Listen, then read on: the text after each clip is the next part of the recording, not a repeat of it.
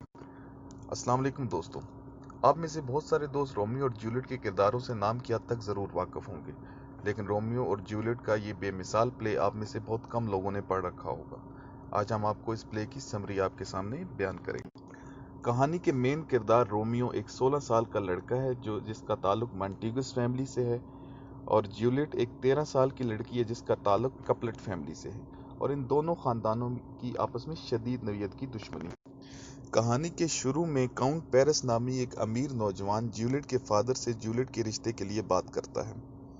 Juliet کا father اس رشتے کے لیے ایگری ہو جاتا ہے اور وہ کاؤنٹ پیرس کو کہتا ہے کہ آپ شام کو کھانے کی دعوت پہ ہمارے ہاں تشریف لائیں تاکہ جولیٹ بھی آپ کو دیکھ سکے۔ تو جولیٹ کا فادر ایک بہت بڑی دعوت کا اہتمام کرتا ہے جس میں وہ شہر کے سارے معززین کو بلانا چاہ رہا ہوتا ہے۔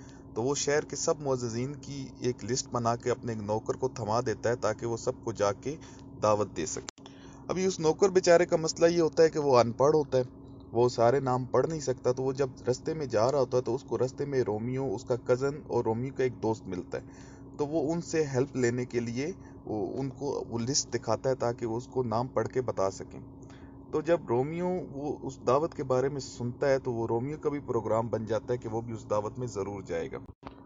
رومیو، اس کا کزن اور رومیو کا دوست، وہ تینوں دعوت کے ٹائم پہ نقاب پہن کے دعوت میں پہنچ جاتے ہیں۔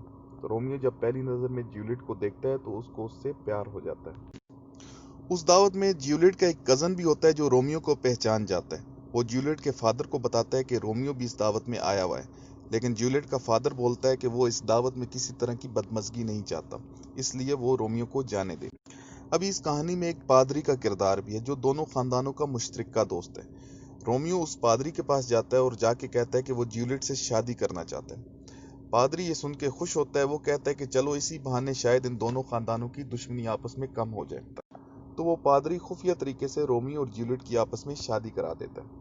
اب اس شادی کے بارے میں تھوڑا سا جولیٹ کے کزن کو شک پڑ جاتا ہے تو وہ جھگڑنے کے لیے رومیو سے نکل پڑتا ہے۔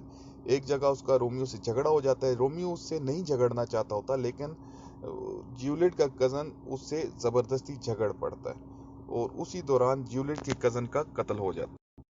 ابھی جب ویرونا شہر کے پرنس کو اس قتل کی خبر پتہ چلتی ہے تو وہ رومیو کو سزا دیتا ہے اور سزا کے طور پر اس کو شہر بدر کر دیتا ہے۔ ابھی رومیو بہت پریشان ہوتا ہے، وہ چاہتا ہے کہ وہ اپنی جان لے لے، لیکن پادری اس کو سمجھاتا ہے کہ تم اس طرح کی کوئی حرکت نہیں کرو گے۔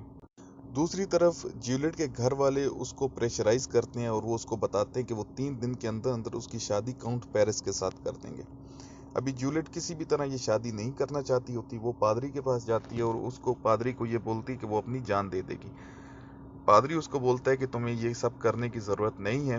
وہ اس کو کچھ ڈرگز لا کر دیتا ہے اور اس کو کہتا ہے کہ شادی سے 1 رات پہلے تم یہ ڈرگز لے لینا، اس سے یہ ہوگا کہ 48 گھنٹوں کے لیے تمہارے گھر والوں کو یہ لگے گا کہ تم مر چکی ہو۔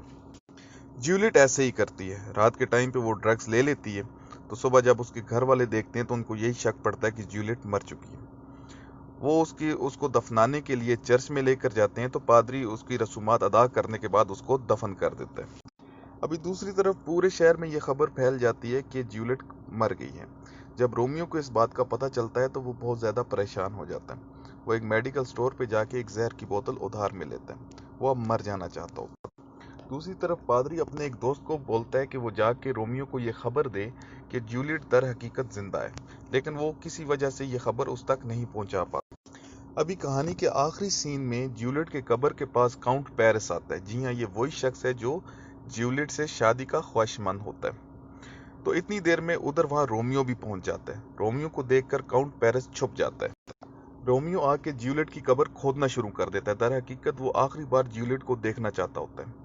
اتنی دیر میں کاؤنٹ پیرس اوپر پہنچ جاتا ہے اور اس کے اوپر حملہ کر دیتا ہے۔ رومیو اس سے کہتا ہے کہ میرا تمہارے ساتھ کوئی جھگڑا نہیں ہے، تم میرے ساتھ کیوں جھگڑ رہے ہو؟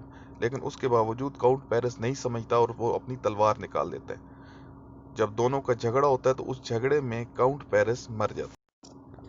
کاؤنٹ پیرس کو مارنے کے بعد رومیو آخری بار جولیٹ کا دیدار کرتا ہے اور اس کے بعد زہر پی کے مر جاتا ہے۔ تھوڑی دیر میں اوپر سے پادری آ جاتا ہے، وہ دیکھتا ہے کہ رومیو مر چکا ہے۔ تھوڑی دیر میں جولیٹ کو ہوش آتا ہے۔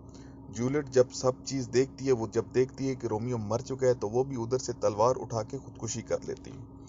اتنی دیر میں پھر شہر کا پرنس آ جاتا ہے۔ اس کو جب پوری کنڈیشن کا پتہ چلتا ہے تو وہ دونوں خاندان کے سربراہوں کو اس کا قصوروار سمجھتا ہے۔ دونوں خاندانوں کے سربراہ اپنی اپنی غلطی کو قبول کرتے ہیں، تو شہر کا پرنس حکم دیتا ہے کہ رومیو اور جولیٹ دونوں کی سونے کی مورتیاں بنائی جائیں تاکہ آنے والے لوگوں کو ان کی پیار کی داستان معلوم ہو سکے۔ تو اس طرح یہ ٹریجک ڈرامہ اپنے اختتام کو پہنچ جاتا ہے۔